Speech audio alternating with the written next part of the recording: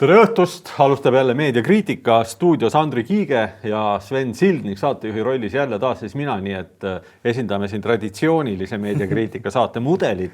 Ja no traditsioonid on hetkel löögi all, nagu me teame, siis valitsus on saanud korraks hääled kokku ja see tähendab, et tuleb vastu võtta põhimõtteliselt absoluutselt kõik ülepeakaela, mis vähegi on võimalik vastu võtta, peab saama vastu võetud, sest teist sellist võimalust ei pruugi enam tulla, teha ära kogu see hullus, mida plaanitakse ja kui nii siis kipitab, ütleme niimoodi, et siis ei saa nagu mingit erilist diskussiooni ka pidada. Ja ei peetagi. Ja sellest, kuidas siis näeb välja diskussiooni mittepidamine, meie tänane saade suuresti räägib, seda on võimalik mitmel eri viisil kirjeldada, kõige lihtsam viis selleks on üks ilus eestikeelne sõna, mis kõlab nii. Valetamine, valetamine igal pool, ohjeldamatu, udu ajamine, kägu, palju häid nimesid, demagoogia. Ja väga lai skaala erinevaid demagoogia võtteid, millest siis kõige tähelepandavam on vasardamine. Lihtsalt korratakse ühte sama jura lõputult ja loodetakse, et siis saavutatakse oma alatu eesmärk. Täpselt nii, et seda kõike on siis olnud nii palju, et jumal ise teab, kuidas me täna oma teemadest läbi mahume, hoiame tempot peale, läheme kohe siit edasi enne kui põhiteemade juurde, siis vahepeal on taas tulnud üks kohtuotsus, ringkonnakohus nimelt on otsustanud, et Tallinna kiirabil polnud õigust nõuda töötajatelt vaktsineerimist, nii et veel üks selle taoline otsus ja nagu näha siis üldiselt läheb kõik sinna seda rada pidi, et kõik need otsused, kus inimesi lahti lasti vaktsineerimise pärast, olid illegitiimsed ja neid võib lugeda siis märgiks totalitaristlikust suunast, mille riik tegelikult selgelt võttis. Ei kirjutada sellest praegu liiga palju, paraku seda maha vaikida ei saa. Et selline, keegi veel vastutus sellest ei ole võtnud, mis sa arvad, kas võtab üldse? Ma arvan, et see ei õnnestu, sellepärast, et kohtuveskid jahvatavad aeglaselt kindlasti. Ma oletan, et riik nagu alati kaebab Riigikohtusse, aga mingid lahendid sealt tulla ei saa, sest nagu me teame, Helsingi ülikooli audoktor Greta Thunberg on profeteerinud, et selle aasta 21. juunil pühitakse inimkond maa pealt, ei jõua enam. Ei jõua ja meie oleme oodanud seda lõppu juba kaua ja selleks, et meie vaatajad saaksid olla ikkagi kursis sellega, kui palju on jäänud, siis hea Sven, kui palju on jäänud lõpuni? Ütleme napp 3 nädalat. Napp 3 nädalat, teadke seda, igaüks teeb seda, mida siis õigeks peab, keegi ei saa panna pahaks, kui siin keegi on jätnud oma võlad maksmata viimasel hetkel või siis on üles öelnud, kes on müünud maha juba oma maja, mina müüsin juba maha oma auto ja loodan siis, et nii-öelda tasub see ära ja siin loomulikult igaks juhuks. Mina olen 5 aastat nüüd võtnud võlgu ja loodan, et ma ei pea neid tagasi maksma, et kliimateadus siiski väitis tõde, maailma lõpp tuleb, või ütleme vähemalt inimkonna lõpp tuleb ja kõik läheb hästi. No tuleb usaldada teadus, Sven. Teaduses ei maksa kahelda. Veidi küll kripeldab, aga... No seda ei saa sulle pahaks panna, et oma nii-öelda usku ja usku maailmasse siis panna sõltuma ühest Rootsi keskkonna, kuidas seda täpselt öelda, aktivistist. Aga mis saaks valesti minna? Elame, näeme. Läheme edasi nüüd põhisündmustega ja mis on siis vahepeal juhtunud? Üks asi, et kirjutati siis kiri, suurepärane kiri, millele on alla kirjutanud, kui palju? 666 inimest? Veidi vähem, 600 täpselt. 600. No 66 ei puudu. Nii palju meil ei olnud siis rõõmsaid vanatestamentlikke sodomiite. See on hea dokument. Ei saa kurta. Ajaloo jaoks on oluline, et kõik need inimesed tegelikult, kes on edendanud sellist ideoloogiat, mis kohati ei ole vist isegi ideoloogia, vaid on mingisugune nonsense. Et need inimesed saaks dokumenteeritud. Võiks nimetada selleks, kuidas ta siis, Tucker Carlson ütles, mis Ameerika inimohverda võim see oli, asteekide poliitika. Inimohverdava asteekide poliitika poolehoidjad. Ja asteekidel oli siiski ka sarnaselt teistele Ladina-Ameerika kultuuridele üht-teist positiivselt ka, et siit on väga raske tegelikult seda setitada. Püramiidid, meil neid ei ole, et selles mõttes ollakse siin asteekidest maas. No tervikuna see, selles mõttes oli tore, et tegelikult leiab sellest nimekirjast põhimõtteliselt kõik sellised vasakaktivistid, kes on teada-tuntud näod, on hea, et nad on ühes kohas kirjas, sellepärast, et need samad inimesed tulevikus räägivad meile muinasjuttu sellest, kuidas nad õõnestasid vasakradikaalset revolutsiooni seest poolt. Kuidas nad olid seksuaalrevolutsiooni kahjurid. Ja, vastu. Nemad olid tegelikult kõige suuremad konservatiivid ja rahvuslased, kes üritasid seda laeva põhja lasta ja võt, nüüd on nimed all ja väga raske on vaielda. Tuleb alles hoida see dokument, see on oluline dokument. See on oluline dokument ka selles mõttes, et sellele kirjale eelnes ju siis Postimehe põhise mõttekoja, mis ta oli pesakiri, kus oli 59 allkirja ja nemad olid siis selle homoabielu asjanduse vastu ja poolt, sellele järgnes siis kiri, pooltkiri, kus oli 600 allkirja. Presidendid seal hulgas, kes iganes, väga kirjanikke, ma vaatasin, seal oli Kirjanike Liidu esimees, seal oli ajakirja Looming peatoimetaja, minu meelest oli seal ka tõlkide sektsiooni esimees, ühesõnaga Rein Rauast alates ja Maarja Kangroga lõpetades ja esile tõstetud Sveta Grigorjeva loomulikult kõige ees. Lipuga. Selline asi tõesti oli, aga see, ütleme, selle teerulli sõit on olnud niivõrd laastav, et tegelikult võtsid praegu jalad kõhu alt välja isegi sellised vanad saurused, et meie esimese ülemnõukogu koosseis tuli, praktiliselt kui üks mees välja, seal olid siis kõik küll Mart Laar, küll Enn Tupp, kes ka kirjutasid omalt poolt ühe avaliku kirja ja siin on selle ka viide sellele Rein Järlik, Arnold Rüütel ja paljud teised, kes siis põhimõtteliselt ütlesid, et mitte selleks ei ehitanud me Eesti Vabariiki. Ja ka sellest on siis mööda libisetud, sellele vastatakse mööda minnes. Näiteks vastab sellele kirjale muuhulgas Meelis Oidsalu oma vahvas kirjatükis, mida me täna siis ka kindlasti käsitleme, aga üldiselt selline, ütleme, kajakate kisa ei häiri teerulli, seda surutakse läbi, nagu me siis teame, tuli see eelnõu vist niimoodi, et kas eelmisel õhtul või oli paaripäevase ette teatamisega, nii et mingid teoreetilist võimalust üldse läbi töötada ei ole võimalik, mis näitab, et mingi diskussioon kedagi üldse ei huvita ja närige mudana. Tore on ikkagi näha, et kui selline Smuuli diskussioon Kirjanike Liidus lõppes 1-3, siis nüüd homoabielu teemaline, siis võrreldes pesakirja ja seda ei tea kelle kirja, me ei tea ju, kes neid allkirju kogus ja kes seda korraldas, minu meelest ei ole sellest siiamaani juttu olnud. Pesa, võib arvata, et see on asutatud, on ta, eks ole, Martin Ehala poolt ja ühe korra on vähemalt Pesa nimel siis võtnud sõna ka Lea Danilson järg, mis, ma ütlen kohe ära, muudab, ütleme, selle konservatiivse algatusena vähemalt küsitavaks. Seal seltskonnas muidugi oli ka igasuguseid, kuivõrd konservatiive ja seal oli, ütleme, üpris sotsialistlikke konservatiive, et seal oli näiteks Kunnuse nimi, kes on mõnes asjas ju loeb Jordan Petersoni kui teise käega, ütleme, võib jällegi uskuda Greta Thunbergi maailma lõppu ja on seda siis, kui mitte maailma lõppu, siis Thunbergi kõvasti kaitsnud. Et 59-600 vastu on ikkagi 1-10. Et see näib siis olevat see jõudude vahekord nagu kultuurimaastikul.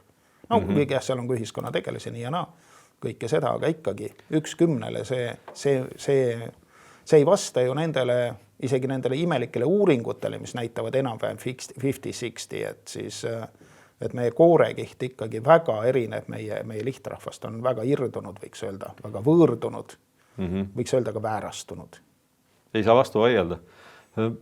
Hüüdjad hääled kõrbes on üritanud siiski midagi vastu hüüda, mitte see üksnes sellele 600 kirjale, aga pigem siis sellele valitsuse plaanile pressida lihtsalt läbi lukku augu korraga kõik hullused, mis üldse on tulnud ideoloogiast vaevatud, ütleme, vaimule pähe.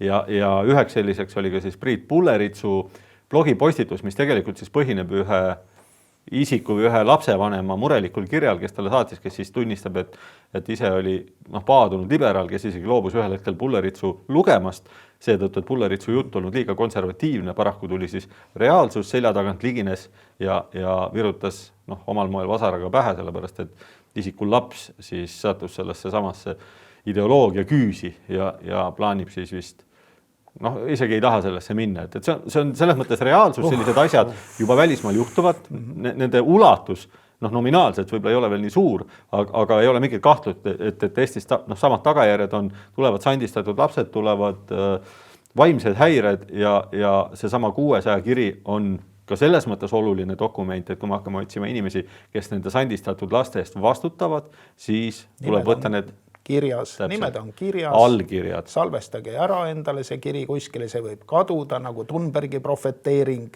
salvestage ära. Head inimesed, hoidke alles ja need 600 allkirja on vastutuse märk, et need inimesed on selle ideoloogiast vastutuse võtnud. Kui teile ei meeldi see ideoloogia, kui teile ei meeldi need inimesed, ärge tellige neid ajakirju ega ajalehti, kus nad töötavad, ärge minge kontserditele ega teatrisse, ärge minge kunstinäitustele, ärge tarvitage nende inimeste toodanguid ega nende organisatsioonide ettevõtete tooteid, mis iganes nad ei ole, toitke eemale. Kui teile ei meeldi Loomingu toimetaja, ärge lugege Loomingut. Hääletage jalgadega. Just nimelt. Ja Kas sa lugesid ka seda kirja ennast, et avaldas siis Postimehes seal, on sul selle kohta kommentaare? Sa mõtled nüüd 600 kirja? 600 kirja, jah. Jah, see algas põhiseadusega, minu mõelest vale tõlgendusega. Ma võin siit kohe tsiteerida, kui sa soovid. Samast põhimõttest tulenevalt peaksid kõigil olema võrdsed õigused, nende hulgas ka õigus soovi korral abielluda, sõltumata sellest, kas nad soovivad lapsi saada või mitte. Mis sa selle kohta arvad? Ma ütlen selle peale, et mina toon alati filatelisti näite. Mina olen filatelist olnud, väga armastanud marke ja oma kollektsiooni, eriti ühte albumit kollaste kaantega.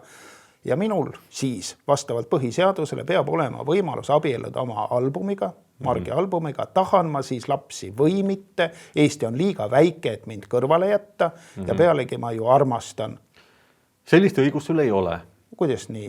Mina ei ole filatelist, kuid ka minul ei ole sellist õigust sinu margi albumiga abielluda, mis tähendab, et tegelikult... Kuidas sind saab kõrvale, et Eesti on selleks liiga väike? Aga tundub loogiliselt, et kui me kumbki ei saa sinu margi albumiga abielluda, siis tegelikult diskrimineerimist ei eksisteeri ja me oleme võrdsed. Otse vastu, minu arust meid mõlemid diskrimineeritakse ja isegi diskrimineeritakse albumid, kes on ju ka armastust väärt. Aga kui kõiki diskrimineeritakse võrdselt, siis järelikult ikkagi puudub ebavõrdne kohtlemine. See on ju võrdne kohtlemine. Sellega ma olen nõus, jah. Aga ei saa, nagu see kiri lõpeb. Kuidas lõpeb kiri? Et kõik võiksid siin elada teadmises, et igaüks on Eesti jaoks ühtviisi väärtuslik. Ja et me seejärel saaksime kõik üheskoos kedagi kõrvale jätmata asuda lahendama järgmisi meie ees seisvaid ülesandeid. Ma kardan neid ülesandeid, mis nende tõbraste ees seisavad. Mis need võiksid olla peale laste kohitsemise, soo hämaruse, tõenäoliselt riigi reetmise? Sa otsid õigest kohast tõenäoliselt. Ja muidugi siin tasub kohe mainida ka selle teise asja, mida sa mainisid, et kedagi kõrvale jätmata. Et praegu siiski tundub, filatelistid jäeti kõrvale. Mitte ainult filatelistid, vaid kogu opositsioon jäeti praegu kõrvale. Me näeme, kuidas nad üritavad obstruktsiooniga teha, mis suudavad, sellepärast, et mingit debatti ei ole peetud. Seda ei peetagi, seda püütakse vältida sellega, et kuhjatakse avalik ruum lihtsalt täielikult täis mingit nonsensi, milles puudub igasugune loogika ja valesid. Lõputu valede kaskaad, vihm, mis valab kõik üle. Et mitte üldsõnaliseks jääda, otsime täna mõned valed üles sellest, mis siis on igal pool räägitud ja et mitte liiga kaugele minna. Mina leidsin ühe vale kohe siit samast. See sama jutt, et igasugune diskrimineerimine on Eestis keelatud, milles siis kirjutasid 600 inimest, kes sellele rumalusele alla kirjutasid seal. See on siis vale abielu praeguses korralduses. Puudub diskrimineerimine, kõikidel on võrdne õigus abielluda, see õigus on siis piiratud vastassooga, aga see kehtib kõikidele võrdselt, nii et diskrimineerimises puudub. Mina mäletan diskrimineerimist, kui mind ei lubatud kohvikusse minna, sest mina lasknud enda peal katsetada mingit hämarat ollust. Ja see on diskrimineerimine kahtlemata. See oli diskrimineerimine, diskrimineeriti umbes 1/3 meie elanikkonnast. Täpselt nii. Ja see ei huvitanud. Ja see ei huvitanud ühtegi literaati, ühtegi presidenti, ühtegi iduettevõtjat, ühtegi lontrust. Ja ka ühtegi liberaali ja järelikult kogu see jutt ka sellest, just kui oleks küsimus diskrimineerimises, selle nii-öelda homoabielu. Inimesi, kes ei näe reaalset diskrimineerimist, küll aga mõtlevad mingi diskrimineerimise välja, ei saa pidada normaalseteks ega ausateks. Noh, ilmselt on tegemist valetamisega. Mingite sulidega. Sulid lihtsalt valetavad. Nii. Ja siin natukene on siin veel vist president Toomas Hendrik Ilves on midagi lisas siis, et inimese vabaduse piiramine kuulub ajastusse, millest Eesti pääses bla, bla, bla, bla, bla, jälle vale. Sellepärast, et praegu hetkel keegi mingeid vabadusi ei piira. Asjade korraldus, abielu säärane olemus on püsinud siis aastatuhandeid või vähemalt aastasadu, ilmselt aastatuhandeid. Nii et vale, küll aga üritatakse praegu hoolega piirata nende samade enam-vähem 600 allkirjadega siis sõnavabadust, mis on sõnavabaduse piiramisele kohta. Ja täna näeme erinevate juristide materjale, erinevad prokurörid on siis avaldanud arvamust, et tegemist just nimelt on sõnavabaduse piiramisega. See on tõde ja inimeste vabaduse piiramine abielu senise korralduse säilitamisega ei ole mingi vabaduse piiramine. Nii et vale. Otsuseid tuleb täna meil palju. Ja ma ei tea, kui sa soovid, kas sa soovid näiteks kuidagi kokku võtta, et kui me rääksime sellest, mis on vale, mis on tõde tegelikult, mida tegelikult üritatakse teha. Võtame pähkli korda kokku. Vaegelt on ikka hea üle korrata. Mida meil üritatakse teha? Nagu kõik need segased, hämarad ja vastikud asjad, mida meil tehakse, on ta siis mingi kliimahullus, on ta mingisugune feministlik kampaania, immigratsioonikampaania, nüüd siis niinimetatud ma ei tea, mis friigi abielu kampaania, kõik on ju rahvusriigi õõnestamiseks ja rahvusriigi nõrgestamiseks. Ja miks seda tehakse? Nii palju kui mina aru saan, selleks, et teha ruumi globalistlikule suurvõimule, ühele võimule üle terve planeedi.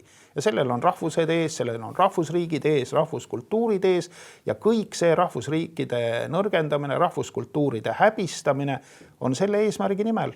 Et minu meelest on väga mõistlik seda suuremat pilti nagu silmas pidada. Kui sa vaatad lihtsalt, mida nad teevad, tundub, et ei saa aru. No kas nad on rumalad? Miks nad nii teevad? Nad võivadki olla rumalad. Kuskilt tulevad korraldused, mida täidetakse. Millistest rahvusvahelistest organisatsioonidest, suurriikidest, ei olegi nii tähtis, neid on palju ja need korraldused ja suunised tulevad väga sarnased väga mitmelt poolt. Aga eesmärk on ikkagi vaenulik, see on Eesti põhiseaduse vastane tegevus, ilmselgelt.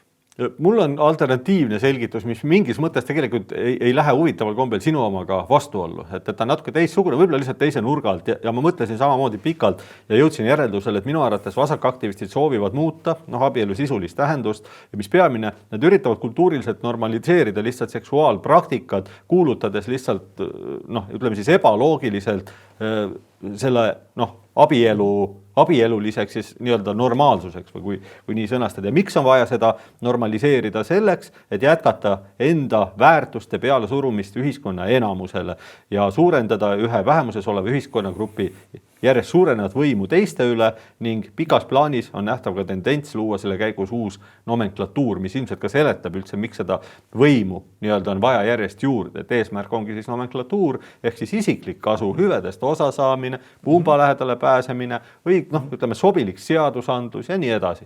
Ja me oleme järjest lähemal sellel, nagu sina räägid, siis Kirjanike Liidu puhul ju tõepoolest tundub, et mingi nomenklatuuri alged on juba tekkinud. Absoluutselt, nii see on. Kes saavad täna toetusi näiteks Kirjanike Liidus? Ma ei tea, et konservatiivid saaksid mingisuguseid auhindu või rahasid nii väga. Mõni ei saa üldse, mõni saab midagi, aga kindlasti mitte ülemist otsa, mitte seda rasvasemat pala. Midagi visatakse, mõni vähem näritud kont. Aga kindlasti ei ole see dieet nagu võrdne. Võrdset kohtlemist kindlasti ei ole. Indrek Hirv näiteks ei ole saanud kunagi ühtegi auhinda. Ja ta on üks parimaid, kes andekamaid ilma vaidlemata. Või Indrek Hargla, kes ta on viimasel ajal kuidagi nagu teda tunnustatud. Ei meenu. Ei meenu tõesti. Aga keda siis on tunnustatud? Meil on näiteks üks Tõnis Vilu nimeline poeet. Ja millest tema kirjutab? Ta kirjutab oma haigusloost näiteks. Sellest, kuidas ta suudles kuskil avalikus kohas mehi enda luuled värvitud, tuli kiirabi ja viis ta ära. Milles seisneb siin kirjanduslik idee? Seksualismis, ma arvan, milles siis veel seksuaalrevolutsiooni alged on seal ju ilmselgelt olemas. Inimene üritas oma ideid levitada, ma ei tea, ujula siis riietusruumis või kuskil. Ja kusagil ta leidis siis endale tänuliku lugejaskonna? Ilmselt psühhiaater või psühholoogi olnud väga tänulik, sest see raamat on suhteliselt nagu kriitiline meditsiinipersonali suhtes. Selles laadis osa muidugi nii segan, et ei saa aru, millest kirjutab. Ei ole nii tähtis autor, et võiks pikemalt aega. Kirjanduse poole peal ei ole väga pikalt millelgi peatuda? Seal on veel menstruaalverest kirjutavad autorid ja üldse autorid, kes ei saa aru, millest kirjutavad. Aga ikkagi hea, kui on mõni kliimateema või menstruaalteema või siis meeste suudlemise teema. Menstruaalteema on siis tänapäeva tõde ja õigus, ma saan aru, teema mõttes. Kivid ja leib, ma ei tea. Jäädas joones, kui teha selline, ütleme, üldistus või meelevaldne, mitte väga meelevaldne üldistus, siis tundub, et tegemist on põhimõtteliselt tegelikult selle samaga, mida bolševikud tegid siis 100 aastat tagasi. Lihtsalt meetodid on teised, et kui siis mindi relvaga ja päris relvaga, siis nüüd tullakse sõnarelvaga. Füüsilise sõja asemel on lihtsalt massidele suunatud infosõda. Ütleme, et see ikkagi läheb järjest vägivaldsemaks, mida me nägime siin koroonadiktatuuri ajal. Me näeme praegu seda ettevalmistatavat niinimetatud vaenukõneseadust, mis on ilmselge terror, ilmselge inimõiguste piiramine, ilmselged repressioonid on tulemas. Küsiksin veel seda, et öeldakse, et Bradburilik või ka Orwellik düstoopia ei ole kaugel, et kuidas kommenteerid? Võiks isegi öelda, et võib-olla on juba läbitud etapp. Ma arvan, et me liigume ikkagi Laosse kassilinna saatuse poole, mis on täielik loomastumine, täielik allakäik, täielik häving. Ja kui me vaatame enda ümber, siis praegu nii, et poliitikud räägivad päevast päeva asju, mis on kõikidele täiesti ilmselt vale või siis vähemalt täielik häma. Me saame täna näiteid selle kohta veel kindlasti käsitleda ja kõik teavad seda, aga midagi ei juhtu, inimene räägib edasi, keegi ei vii teda minema, ei tule sanitaarbrigaad ega riieta teda pikkade varrukatega särki, vaid ta räägib seda sama edasi ja on inimesi, kes esitavad veel täpsustavaid küsimusi sama meedia kohta päevast päeva. Annavad 600 allkirja. Ja annavad 600 allkirja, et see on mõistlik jutt. et päevast päeva samamoodi käib siis meedias mingisugune jura, mille kohta kõik saavad aru, et tegemist on jamaga, näiteks EPL-i faktikontrollid ja terve rida kõikvõimalikke arvamusartikleid ja nii edasi. Kõik saavad aru, et see on vale, kuid paljud kirjutavad sellele alla, sellepärast et tähtis ei ole enam nii-öelda tõde, vaid oluline see ka, millise valega on tegemist. Kas tegemist on õilsa valega või on tegemist valega. Vale võib ka olla täna õige või vale. No progressiivne vale on hea vale, konservatiivne tõde on halb. Valet ei olegi võib-olla, ei ole isegi vaja valet, isegi konservatiivne tõde ongi vale. Konservatiivne tõde on ise vale ja õilis vale on tõde. Et kui see ei ole düstoopia, siis mis on? Ja see ei ole liialdus, sellepärast, et me näeme seda, see ongi nii. Inimesed lihtsalt ära harjunud, see tundub liiga tavaline. Sellest ei tehta enam numbrit. Aga lihtsalt püüdke nagu mõneks ajaks telekat mitte vaadata. No näiteks pool aastat, harjuge selle käre ja pange siis korra käima, teil hakkab pea valutama. See on tõesti solvav, mis sealt tuleb. No mina ei ole harjunud, ma nüüd sattusin jälle kohta, kus telekas mängis. No tule taevas appi ja inimesed istuvad ja vaatavad seda. No täitsa nagu oleks normaalne asi. Ja no jälle üks peksab seal nii ilmselgelt segast, et kõrvadel on nagu siuke, ma ei tea, nagu valataks solki kõrva. Solvav, see lihtsalt on nii solvav, et sind peetakse nii rumalaks, aetakse sellist lapse juttu, mis igale ühele on selge, et see on nagu, ei ole nii. Ei ole kunagi nii olnud, ei hakka nii olema ja räägivad. Ja paljudes kohtades endiselt ei olegi nii. Ma olin just vahepeal siin 9 päeva Ukrainas ja kui ma seal Ukrainas olin, siis väga kiiresti ma avastasin, et elu selle koha pealt on teissugune. Et ehk Ukrainas on omad probleemid, ennekõike muidugi sõda ja siis ka muud probleemid, et suhteliselt selline meie 90ndate stiilis ütleme ebavõrdsus või siis osad inimesed on ikkagi veel üpris vaesed, väga raske on hakkama saada. Siis üks asi on teisiti ja see on see, et avalik diskussioon üldiselt on selline, inimesed räägivad üsna sirget juttu. Ehk et kui sa midagi näed, sa näed, ma ei tea, roheline puu kasvab, selle kohta ei hakata rääkima kommunikatsioonikelbast, vaid öeldakse, et siin tõepoolest selline puu kasvab, mis on rohelist värvi, jutt on lühike ja selge. Ja olles seal tagasi tulnud, siis see elamus, mis siin Eestis tagasi olles tekkis, kui ma lugesin uuesti Eesti meediat, oli selles mõttes silmi avav. Et ma veendusin selles, et ühes teises riigis, ma olen kindel, et see ei ole ainukene riik. Et maailmas on vähemalt üks riik, kus tegelikult ei ole sellist asja hetkel, mis tähendab, et see tegelikult maailm ei ole muutunud. Eesti riik on muutunud, veel on kindlasti ühiskondi, mis on muutunud. Ameerika Ühendriikides seda kelbast on veel rohkem, aga kogu maailm ei ole muutunud. Tõde ei ole muutunud, kõik on samamoodi. Ühiskonnad, lihtsalt standardid, meediastandardid on muutunud. Naine on ikka naine, mees on ikka mees, perekond on ikka perekond. Isa on ikka isa on ikka mees, ema on ikka mees, nagu ütles Liisa Pakosta. Nõukogude võim võis teha mingit sotsrealismi 70 aastat.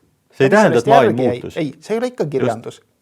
Väga vähe, mis sellest üldse jäi järgi. Just selgus pärast tagantjärgi, et see oligi düstoopia. See oligi. Ja see ei olnud kunst, vaid see oli jama, mida tehti. Täpselt. Ja see, mis meil siin praegu toimub. Praegu tehakse veel hullemat jama. Ei ole nagu mingi õigustus ega selgitus. Aga jah, et käik välismaale, kõikidele soovitan minna kohtadesse, kus võib-olla sellist konservikarbi ideoloogiat on vähem, mis on nagu mingis mõttes, kus on säilinud siis see kultuur, nagu seda õilsalt mõistetakse, mis siis ju seisnebki, mis algab mõtetest alati, sellest, kuidas inimene mõtleb, kuidas ta mõtestab maailma. Et meil on sellega tõsine kultuuri eesmärk on ka tõde maailmast. Milline on tõde, mis on hea ja mis on halb, mida tehakse ja mida ei tehta. Need on need küsimused, mida kultuur on alati esitanud ja kui neile vastatakse valesti, siis see ei ole kultuur. Täpselt nii. Hea, et sa kultuurist räägid, läheme kohe ühe kultuuri esindaja juurde, selleks on isand Eduard Odinets. Selline isik on siis meil täiesti olemas sotsiaaldemokraatide seas ja tema on tulnud lagedale kultuuri ilminguga ning kirjutanud kokku ühe arvamusloo ja see arvamuslugu oli siis tähelepanuväärne. Eesti Päevalehes see ilmus, pilt oli korraks teie ees ja ega siin muud ei ole, kui ma kirjutasin siin üht-teist välja, me võime hakata neid väiteid järjest käsitlema ja kommenteerima. Et nii kirjutab siis Eduard Odinets näiteks nii. Riik, kus hoolitakse kõigist ja kus kõigil on õigus armastusele ja õnnele, sõltumata nende soost, rahvusest, vanusest, seksuaalsest sättumusest, veendumusest ja paljudest teistest tunnustest, mis meid üksteisest eristavad. Riik, kus hoolitakse kõigist, selline ilus.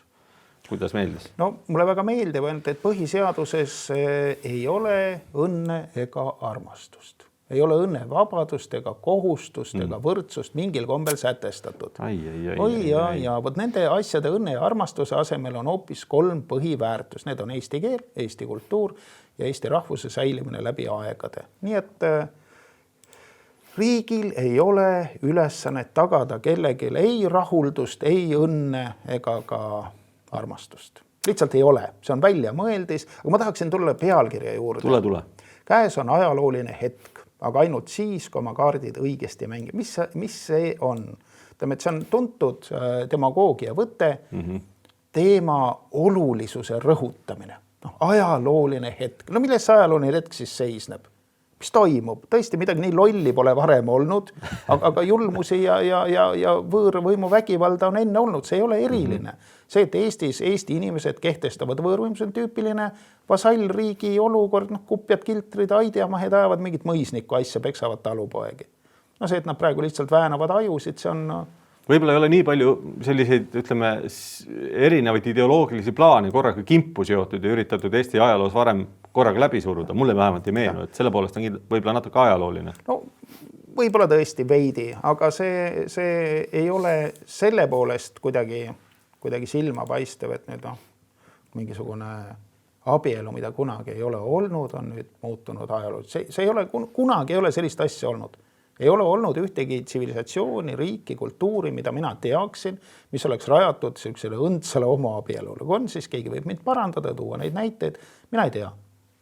Ma ei tea. Kogu aeg püütakse neid näiteid tuua, aga need näited üldiselt ei päde. No Eduard Odinets ei hooli sinu kommentaarist ja kirjutab ka loo sees. See ajalooline eelnõu rebib meid lõplikult endiste Nõukogude Liidu riikide pesast välja ning võimaldab meil olla eeskujuks ja teerajajaks riikidele, kes soovivad olla päriselt euroopalikud riigid. Hea, et ta mainib siin Nõukogude Liitu, et see tulebki Nõukogude Liiduga seoses üsna tuttav ette. See on demagoogiline väide, kus siis väitja samastab ennast demokraatliku või sellise eesrindliku riigiga. Mitte midagi sellist ei ole. Jah, mingit argumentatsiooni ei ole, mille seisneb eesrindlikkus või eeskuju, midagi sellist ei eksisteeri. See on lihtsalt väide. Ja see üldine toon on väga emotsionaalne ja emotsionaalne toon ise ei ole väärika diskussiooni nagu osa. Demagoogiline lähenemine, ajada mingit emotsionaalset mulli, kasutada hämarat, ilusat sõnavahtu, nagu me siin kuulsime, õnn, armastus, mis riigid need kõik olid, riigikorraldused, mida ta ette luges. Palju ilusaid asju, mis tegelikult midagi ei tähenda ja millel pole mitte mingisugust seaduslikku jõudu ega tähendust. Ja see oli alles algus, sellepärast, et Odinets läheb ju edasi nii.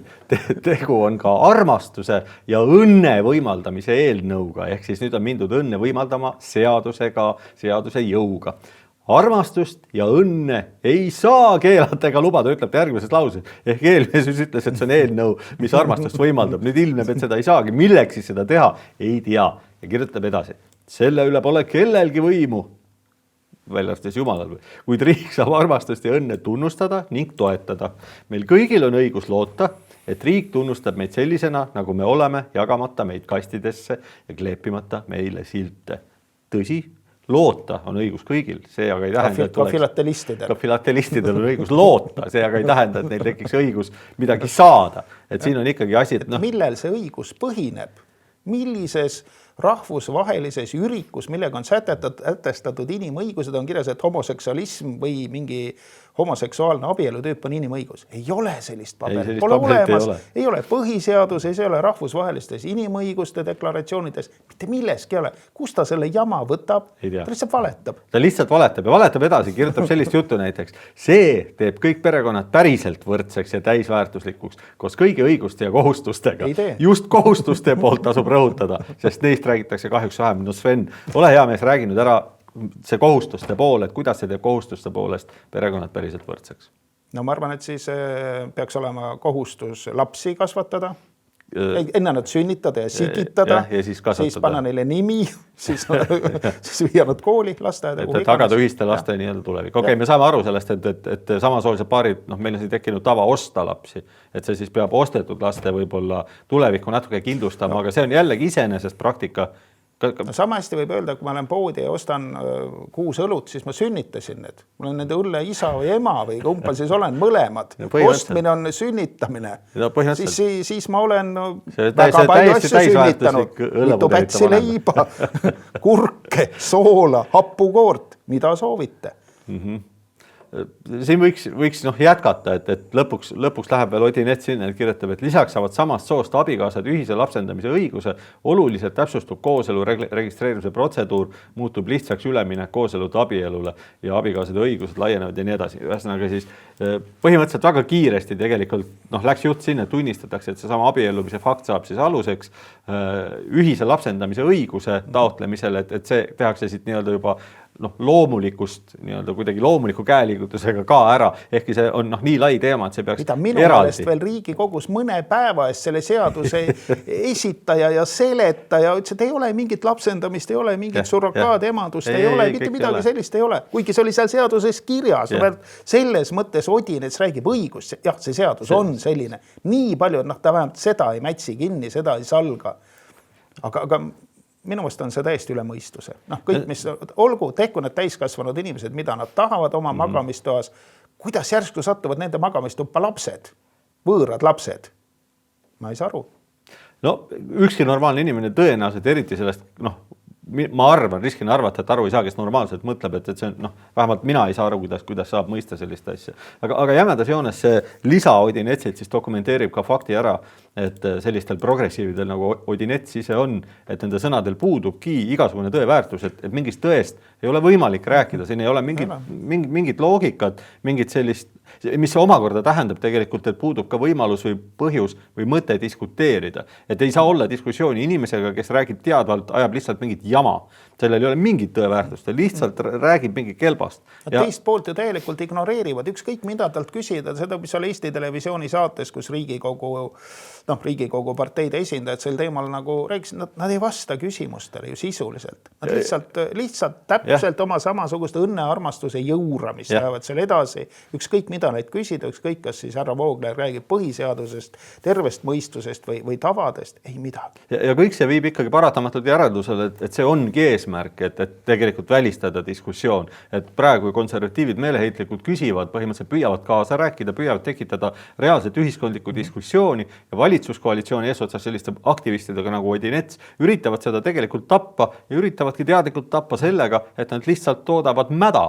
Toodavad sellist juttu, millega ei ole võimalik ratsionaalselt argumenteerida, sest selle puudub nii tõeväärtus kui loogika. See on lihtsalt mingi emotsionaalne jura ja sellise jutuga ei olegi võimalik diskuteerida. Ütleme, et eks homoseksualism ja satanism on alati käinud kokku. Et ütleme, et see on selle usu järgi nagu heaks kiidetud seks. Kõik. See on usukomme. Ja seal ei olegi midagi rääkida, kui inimestel on sellised religiaassed veendumused, mis siis ikka? Kõik rist on tagurpidi pööratud, sood on tagurpidi pööratud, kõik on tagurpidi pööratud. Et selline nuripidisus ongi satanismi tunnus. Valed, kuriteod, jälkus. Kas selle kohta ilmselt võib praegu ka nii kokku võtta, et võib-olla esimest korda taas iseseisvunud Eesti Vabariigi ajaloos, minul ei meenu teist korda, aga ühiskondlik diskussioon siis tänase seisuga on jooksnud tegelikult ummikusse ja on hetkel kaotanud täielikult mõtte ja keegi, liberaalne pool enam ei ürita teeselda, et nad on selleks valmis. Konservatiivid on järjest rohkem hakanud mõistma, et see samuti ei ole võimalik ja ainus viis on siis püüda esiteks jõuga pidurdada selle seaduse või üldse kõikide nende seaduste vastuvõtmist, mis ei saa eriti lihtne olema, sest liberaalne front kavatseb siduda selle valitsuse usaldushääletusega, mis tähendab, et nüüd on üks kahest. Kas konservatiivid suudavad, ütleme, oma meeleheitlikud appikarjad ühiskonna suunas siis nii kuuldavaks teha, et tõepoolest see äkki kukub läbi, see usaldushääletus. Aga kuidas ta seal läbi kukkuda? Ühiskond isegi võib ju meelt muuta pärast valimisi, aga need, kes Riigikokku on valitud, need ei muuda. Üks võimalus on see, et see häälte enamus on seal väga väike, et mõni nendest jätab näiteks hääletamata ja et hääli ei saada kokku viimasel selline teoreetiline võimalus on, aga kas me ei ole praegu näinud seda seal, et ükski asi oleks läbi kukkunud. Praegu on ikkagi kõik läbi läinud, mida nad teinud ja väga kahtlased asjad ja Riigikogu selle päevakorra või kodukorra vastased otsused on ju kõik läbi hääletatud. Et ma ei näe praegu seda võimalust, et sealt midagi nüüd nii väga nagu ära kukuks. Tore oleks, kui see juhtuks, aga vähe tõenäoline. See tähendab omakorda, et tõenäoliselt demokraatia Eestis on jõudnud sellisesse seisu, kus me ilmselt saab edasi liikuda ainult kaheparteisüsteemi poole, mis on mõlemalt poolt optimaalne. See on ühtepidi siis ratsionaalne tee, kuidas oma seda väikest nappi häälteenamust konsolideerimise kaudu hoida ja teiselt poolt siis omakorda püüda konsolideerida vastuhääli nii palju kui võimalik selleks, et seda pöörata. Mina ei näe teist võimalust. Samas see on nagu variant, mis töötab ideaalses maailmas, kus on ausad valimised, aga mina ei ole kindel, et meil Eestis ausaid valimisi on. Ja see on siis tingimus, millega me peame arvestama. Siin võib olla 90% inimesi vastu, aga Riigikokku satuvad ikkagi see vähene hulk aktiviste, olgu need siis vargad või mitte. Nii see läheb. Kui teoretiseerida, oletada, lihtsalt puht hüpoteetiliselt, et oletame, et häälte vahekorrad tõepoolest siiski muutuvad ja ma ei tea, kas siis on ausad valimised või siis satub nii-öelda pumba ots konservatiivse inimese kätte kusagil valimiskomisjonis, et siis ainsaks mõeldavaks käitumiseks või ainsaks mõeldavaks arenguks ilmselt on täpselt samasugune käitumine, et nii kui konservatiivid saavad võimule, siis põhimõtteliselt seotakse kogu see rämps, mis praegu vastu võetakse, kobarasse kokku pannakse mööda Paunuvere jõge nii-öelda allavoolu ujuma. No, ma arvan jah, et kõik, mis on nagu ebaseaduslik ja õigustühine, peaks minema ühe hetkega kaduma siit. Kõik, mis on põhiseadusega vastuolus, peab kaduma. Sven, ütleme aitäh võib-olla valitsusele selle eest, et nad on Eesti ühiskonna viinud praegu sellisesse ummikseisu. No võib-olla nad on avanud need mõned silmad, kes siiamaani on nagu siuke siiralt vaadanud seda liberaalide telekat ja kaasa noogutanud, aga praegu ei ole veel isegi maksutõusud jõustunud, praegu ei ole see vaenukõne veel töösse pandud, seal saab tulema palju valu ja pisaraid ja ägamist. Et selles mõttes jah, et kui inimesed ei taha heaga aru saada, eks nad peavad siis nüüd valu ja vaevaga aru saama, kuidas asjad käivad. Et kui ei suuda analüüsida, kui ei suuda järeldada, kui ei suuda teiste riikide kogemustest ja õudustest õppida, siis tuleb see õudus kõik ise läbi teha. No sel ajal, kui õudused lähenevad meile, ütleme mitte väga väikeste sammudega, vaid pigem 7 penikoorma sammudega, siis on ka neid, kes üritavad, kuidas seda nüüd ilusti öelda, teed võida või libestada seda teed, et see lepane regi või et see regi kuidagi oleks lepsem, ütleme siis niimoodi. Ja üheks selliseks on minul üllatuseks ausalt öeldes Meelis Oidsalu, tuntud endine Kaitseministeeriumi, kas oli asekantsler ja teatrikriitik ja tema siis avaldas sellise arvamuse. Ja luuletaja. Täiesti korralik luuletaja. Ja sina kiitsid tema luuletusi ja ütlesid, et need ei ole üldse kehvad. Ei ole. Ja mina olen lugenud jällegi tema erinevaid arvamuslugusid, peamiselt siis küll, ütleme, riigi avaliku sektori kohta ja need minu meelest olid täiesti arvestatavad ja minul tekkis temast mulje, et tegemist on sellise liberaalist, kuid isemõtlejaga, ütleme sellise inimesega, kelle jaoks tõde on oluline kategooria ja kellel ikkagi mingid moraalsed ja eetilised standardid kehtivad ja kes üritab sellest lähtudes maailma parandada, ehk siis maailma parandaja. Ja selline mulje tekkis, kuni ma lugesin nüüd seda artiklit ja mis siis selles artiklis on valesti. Valesti on see, et peaaegu kõik. Kas ka Oidsalu kippus valetama? Oo jaa. Ja algab siis sellest, et rajab kogu oma arutluse siis Oidsalu sellele, et üritab lahti muukida sellist müütilist elukat nagu homopelg. Ehk siis kuidas see nüüd oligi? Homopelukultuur. Mis see siis on? Homopelukultuur on see, kui kõik need inimesed ühesõnaga, kellele Helg on kartmine või hirm. Ja hirm, ehk siis homofoobia ja need inimesed, kellele ei meedi homoseksualism, need on siis viljelevad kõik homopelukultuuri. Nii et ka meie sinuga viljeleme vasturääkusi täis olevat homopelukultuuri, mis Oidsalu sõnul on kohati lausa naeruväärne. Jah, aga me vist siin ei karda eriti homosid. Ei ole mingit ärevust ja omistab siin mingit ärevust ja hakkab arutlema selle ärevuse üle, mida ei sinul ega minul ei ole. Mina ei tea, et oleks mingit ärevust, ei ole. Tõesti tundub loomuvastane. Ebamugavus. On nagu selline häiriv. Peale tükkiv häirivus. Mingi ebameeldiva asja. Ühesõnaga ilmselgelt üritatakse mingit kognitiivset dissonantsi nagu esile kutsuda.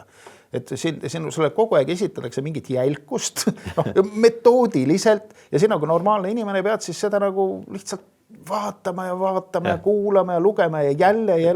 Ja ta on üpris tüütu, et ta on umbes sama tüütu kui see, kui mina läheksin praegu tõenäoliselt heteroseksuaalse või siis vähemalt ütleme väga homolembese, aga oletame, et heteroseksuaalse Meelis Oidsalu juurde ja hakkaksin talle rääkima üsna tühja koha pealt, et kulla Meelis, et ma räägin sulle, kuidas mina neid asju voodis ajan, et teile me siin ühe prouaga, kes mulle juba meeldib, läksime, võtsime riided seljast ära ja kuula, mis ma siis tegin. Ma panin käe sinna ja ära sa ütle ja nüüd samas vaimus, ütleme, ma jätkan pool tundi, eks ole. Mitte pool tundi, vaid aastaid. Aastaid. Ja ma tulen aastakümneid. Ma kirjutan need jutud lippudele, ma lähen nendega tänavatele, ma kõnnin ja paradeerin Meelis Oidsalu akna all ja seejuures süüdistan teda, et aga mis sinu asi on, mida ma voodis teen?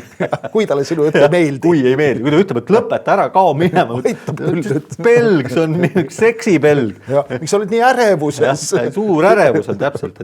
Ja siis ma võiksin talle pidada loengu heteropelu kultuurist, mis on muidugi naeruväärne. Ühesõnaga, sa oled pannud inimese ebamugavasse olukorda, kui seda ebamugavust väljendab ja üritab oma olukorda parema, siis süüdistad teda mingisuguses olematus kuritöös. Just nimelt. Diskrimineerimises eelkõige. Igal juhul sellest kõigest siin siis homopropageeri Oidsalu kirjutab ja ei ole liig üldistada, et kogu see tema arvamus üldjoontes on õlgmees.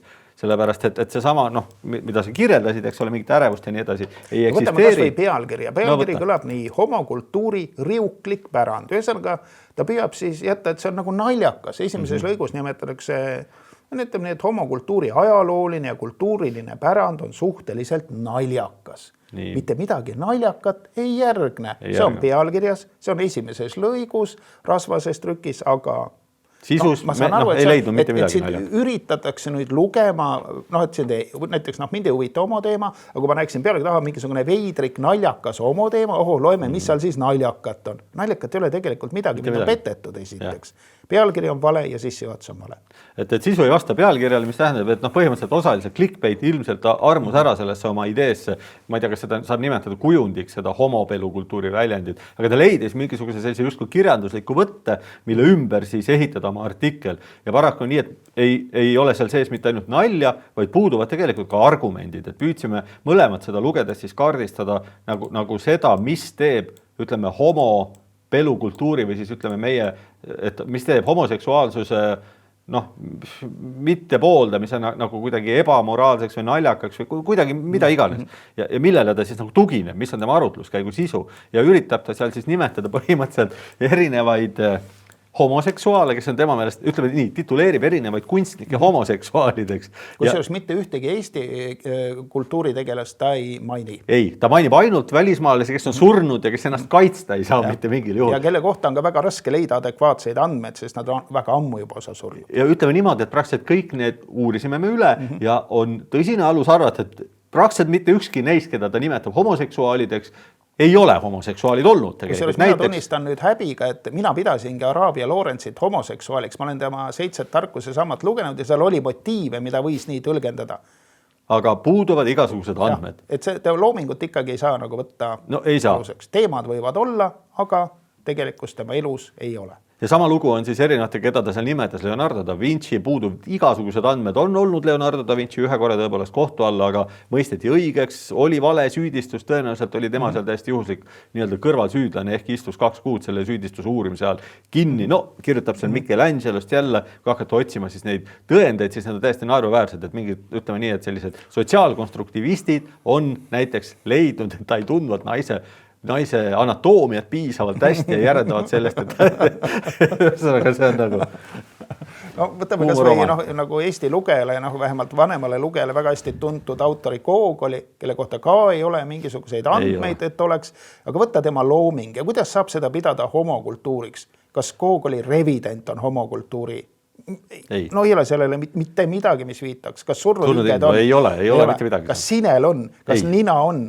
Kas õhtuti kanka lähedal on? Kas õudusjutt vii on? No ei ole. Ei ole mitte midagi sellist ei ole. Ja isegi see siit järeldubki, et ükskõik isegi kui oleks olnud neist keegi homoseksuaal näiteks, siis mis see siia puutub tegelikult? Kuidas takistab see kultuursel inimesel kellegi loomingut hindamast, kui autor oli homoseksuaalne? Oletame, et ma ei tea, Wagner, kes ei olnud homoseksuaal, aga oletame, et oleks olnud. Kas nüüd ma ei saa tema muusikat kuulata? Muidugi ei saa, sellepärast, et minus kööb kõikides meis homopelukultuuri viljelejates kööb tuline viha homoseksuaal. Me põlastame neid. See on see õlgmees, millest lähtub Oidsalu. Ei ole tegelikult sellist asja, aga on vaja sisestada inimestele, sellepärast, et ilma sellise infota ei saa eriti propagandat teha. Kuidas sa teed propagandat, ütleme, homopelukultuuri toetajate vastu, kui nad on täitsa mõistlikud inimesed ja tegelikult lihtsalt vastustavad mingid nähtust kui kas loomu vastast või ebamoraalsed. Ja ütleme, kui nüüd võtta kokku see tema homopelg ja tema arusaamine homokultuurist, et Gogol on homokultuuri viljele, siis saab, kas keegi pelgab kuskil Gogolit. Mina ei tea, kuidas Ukrainas on. Seal on teatud autorid nagu, ma ei tea, vist Bulgakovit vist ikkagi kuidagi seal vaenatakse. No, aga ma ei tea, kuidas Gogoliga on. Aga see ei ole sellepärast, et ta homo oli või sellepärast, et ta looming on homoseksuaalne. Homo ta ilmselt ei olnudki. No, väga tõenäoliselt ei olnud. No, ei ole andmeid, et oleks, siis ei saa väita. Võib-olla ainus autor, kelle kohta on andmeid, on André Gide, see Prantsuse autor, aga need on kõik uuemad autorid, kes on Oscar Wilde ja kindlasti olid homoseksuaalid. Ei sega, need on nautimist, absoluutselt. Just nimelt. Olen lugenud Wilde'ist. Ja kui palju seal siis on peale selle vanglamälestuste raamatu ei ole motiivegi. Mis on siis Dorian Gray's ja kui Dorian Gray portreed, mis on tema siuke nagu tähtteos, mis see kujutab? See kujutab lihtsalt ühte pahelist elupõletajat, kelle siis portree muutub nagu järjest koledamaks ja koledamaks, ise jääb ta nooreks ja ilusaks. Mis siis, kui seda võtta nüüd kui homokultuuri, siis see peletis, kes seal maali peal siis muutub järjest koledamaks jõletis, kas see on siis nüüd homoseksuaal või? Ja see on homokultuur, see on siis homokultuur selline enesekriitilises võtmes või kuidas? Et seda tegelikult ei saa seda sealt teosest välja lugeda. Või kui lugeda, siis on ta, ma arvan, suhteliselt vägivaldne. Et kultuuris tegelikult see lugu ei räägi. Ei räägi ja see põhimõtteliselt ega ta ei räägi millestki, tegelikult üritati lihtsalt kuidagi kaasa rääkida selles, et öelda oma sõna kaasa, et kindlasti tuleks see vastu võtta ja see on nagu kasulik ja mingis sellisel äraspidisel viisil, et püüdes siis samas marginaliseerida neid, kes selle vastu on ja mindi manipulatsiooni teed. Vastu. Nad on ju Gogoli vastu, aga keegi ei olegi. Ja nad on ka naeruväärsed natukene, et nad on sellised, see on natukene selline appelleerimine, ütleme sellele, et ära ole selline John, vaadake John on loll, ärge olge nagu John, olge nagu Michael on tark. Et midagi sellist, et selline hästi algeline manipulatsioon, piinlik ja see on minu arvates on see artikkel, mille Oidsalu oleks mitte võinud, vaid kindlasti pidanud kirjutamata jätta, kui talle tõesti läheb korda see, et teda peetakse selliseks nutikaks ja ütleme mõtlevaks tüübiks, et minu nagu arvamus isiklikult, see ei ole midagi suurt, see on kõigest minu pisike arvamus, aga minu arvamus temast kui mõtlejast langes tuntavalt, et põhimõtteliselt minu silmis kaotas enam-vähem pool oma autoriteedist, et kui enne sai teda peetud sõltumatuks mõtlejaks, siis nüüd enam mitte, et nüüd ma tean, et temast võib oodata seda, et ta kirjutab ka lihtsalt labast propagandat. Jah, ta käitub nagu tüüpiline süvariigi jeekim. Ja teeb seda, mida on vaja teha, siis kui on vaja teha ja nii nagu on vaja teha. Ja kui ta seda teeb, siis on selle, ütleme, käsitöö tase võrdlesin madal, et argumentatsioon ei kannata mingi kriitikast. Ikkagi ei puutu see kuidagi Eesti kultuurist näited puuduvad. Ei oska Oidsalu neid tuua. Või ei julge. Kardab Eesti homokultuuri. Kardab. Et võiks ju Eesti homod siin üles lugeda ja siis vähemalt nende nimedega appelleerida ja vehkida, et näete, et teie nüüd siin umbes oleksite te teadnud, et ma ei tea, Ivar Sild on näiteks gei, et siis kas te siis ka umbes naudiksite või ei naudiks tema mingeid teoseid. Või siin võiks teisigi nimesid nimetada, aga jah, see oleks olnud tegelikult Oidsalu ülesanne, tema seda ei teinud. Kahju. Mainib veel, ütleme siin kõrvalmärkuse korras, et Mart Laar, Rein Järlik, Rüütel, teised ülemnõukogu liikmed, kes meile selle põhimõtteliselt Eesti Vabariigi siis kuidagi, ütleme kõige suurema riskiga võib-olla mingis mõttes, kelle jaoks oli kui suur risk, aga see on vaieldav, aga kes ikkagi selles mängisid olulist fundamentaalset rolli, siis need lükkas Oidsalu ühe elegantse käelikutuse kõik ajaloo prügikasti. Vanad kommarid Laar teiste seas lendasid niimoodi üle varda oletu käelikutsega. Hästi tehtud. Mis seal ikka Eldur Peterson ja Enn Tupp ja paljud teised, nii et ega siin ei olegi vist midagi. Veel teoloogia doktor Veiko Vihuri muidugi naeris välja Oidsalu arutluse teoloogia teemal, kus ta hakkas arutlema, et Jeesusel vist kas tema seksuaalsust pole mainitud ja kes seal oli. Jääb ebaselgeks, tema seksuaalsus jääb Uue Testamendi valguses ebaselgeks, kuigi olid Marta ja Maria, kes teda üleval pidasid. Huvitav, miks? Ja tõesti. Ja isegi kui tema seksuaalsus, oletame puht hüpoteetiliselt, et oletame, et Jeesus oleks olnud mingi homoseksuaal, mis see siia puutub, et selles mõttes, et tema õpetusel ei ole sellega mingit pistmist, tema seksuaalpraktikad ja tegelikult ei ole mingit vahet, et see kramplik katse igal võimalusel identifitseerida seksuaalse, ütleme, sättumuse või kaldega inimest tema seksuaalhälbe kaudu või kalde kaudu, see on täiesti vale, et ta ei peaks seda tegema selliste inimeste kohta ammugi, kes ennast ise kaitsta ei saa. Ma ei ole eriti kindel, et isegi kui Da Vinci oleks olnud, ütleme, homoseksuaal, et oleks eriti rõõmus, et Oidsalu, kes hakkab tooma nagu Da Vincid kui suurt, näiteks suurest homoseksuaalist, et see on meil nüüd nagu, paljud inimesed on privaatne asi. Ei oleks nagu selgelt kirjeldatud homoseksuaale ja suhtumist homoseksuaalidesse. Soodoma ja Gomorra lugu Vanas Testamendis räägib ju selgelt see on 2 linna lugu, aga ütleme, et on üks tegelane Lot, kes siis kolib ühte linna, mille nimi on Soodom, mis on saanud siis, sodomiidid on saanud selle linna järgi oma nime. Lihtsalt refereerin lihtsalt seda lugu, inimesed palju ei ole piiblit lugenud, ei tea, mis piiblis sodomiitidest ehk homoseksuaalidest kirjutatakse. Kolib Lot linna, aga linn on paheline, täis homoseksuaale. Ja juba see seos pahelisusega, eks ole. Ja Jumal taevas saadab 2 oma inglit sinna linna, et kas linn ära hävitada või mitte. Küsimus on selles, et kas seal linnas oleks 10 õiget, seda 10 heteroseksuaali, et kui 2 inglit lähevad küll linna, vaatavad linna läbi, leiavad seal 10 heteroseksuaali, okei, siis ma ei hävita seda linna ära. Nii, inglit saabuvad linna, kuidagi saabuvad sinna Loti juurde, Lott pakub neile hea inimesena öömaja ja mis juhtub? Maja piiratakse sisse, sodomiidid, noored ja vanad mehed sellest linnast, nii on piiblis öeldud, anna need meie kätte, need oma külalised, me tahame neid katsuda. No Lott, eks ole, kuidagi normaalse inimesena, lõpetage ära pull, ei saa ju külalised, annan neile peavarju, kuidas nii, et võtke kas mu tütred, süütud, katsuge siis neid, eks ole, teeme niimoodi. Ei, kokkuleppele ei jõuta ja siis ikkagi sodomiidid laamendavad seal edasi ja loomulikult linn hävitatakse, sest isegi 10 heteroseksuaali ei olnud. Nii, et kes tahab, see leiab et selline lugu on, kuidas nüüd seda tõlgendada, kuidas see Jumala viha siis nüüd niimoodi, eks ole, ja just sodomiitide peale ja vaata Gomorraga veel takka otsa. Et sellises olukorras nagu hakata otsima Jeesuse juurest homoseksuaalsust.